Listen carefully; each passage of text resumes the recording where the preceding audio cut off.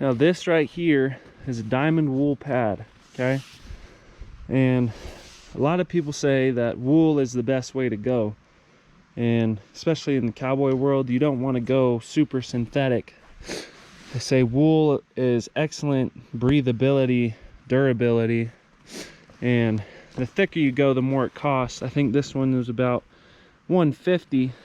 And so a tip that I'm gonna use for this, that my friend Travis taught me, is I'm gonna put a saddle blanket underneath it so that I can save the actual pad. That way I'm not wasting $150 on these horses that I don't get paid to ride. So that's a tip, and I'll show you how that's done here too. Now when I'm blanketing and saddling a horse, I always bring this blanket up. Let me get up to this other side so you can see better. I always start it up here, up on the neck, and I'll show you why in a second. So a lot of these saddle pads have these dots right down the middle, and that's where you're going to line it up, because that's dead even.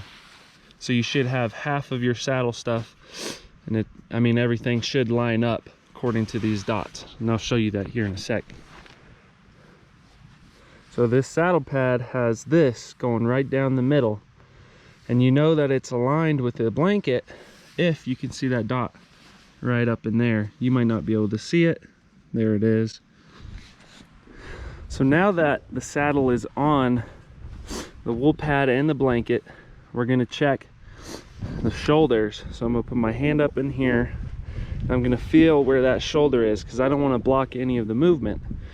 Right now the shoulder is about here, so this is why setting it up so high is important, because watch this. Now I can just move it back without upsetting the horse's hair going this way. I don't have to lift it up or anything. I can just feel. Now shoulder is about right there, which is fine. This isn't going to block much movement.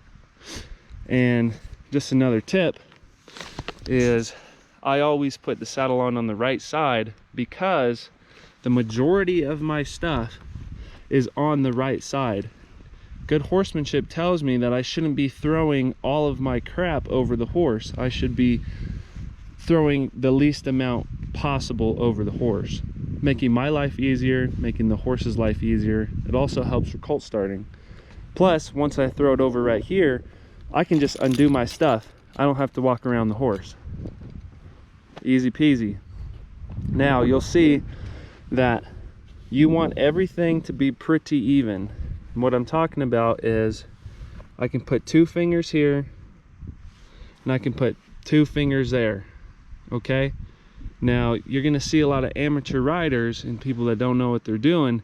They're going to have their saddle way back. They're going to have this blanket way up here.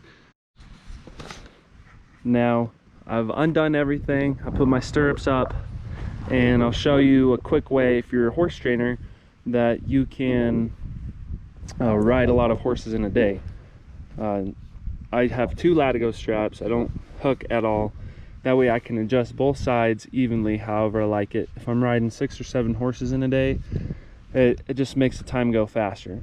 So now what I'm going to show you is a cinch. So before I walk over to the other side and see if I'm messing up or anything, I'm going to put this cinch like that. You see that it's not even close to being in the center of the belly, right?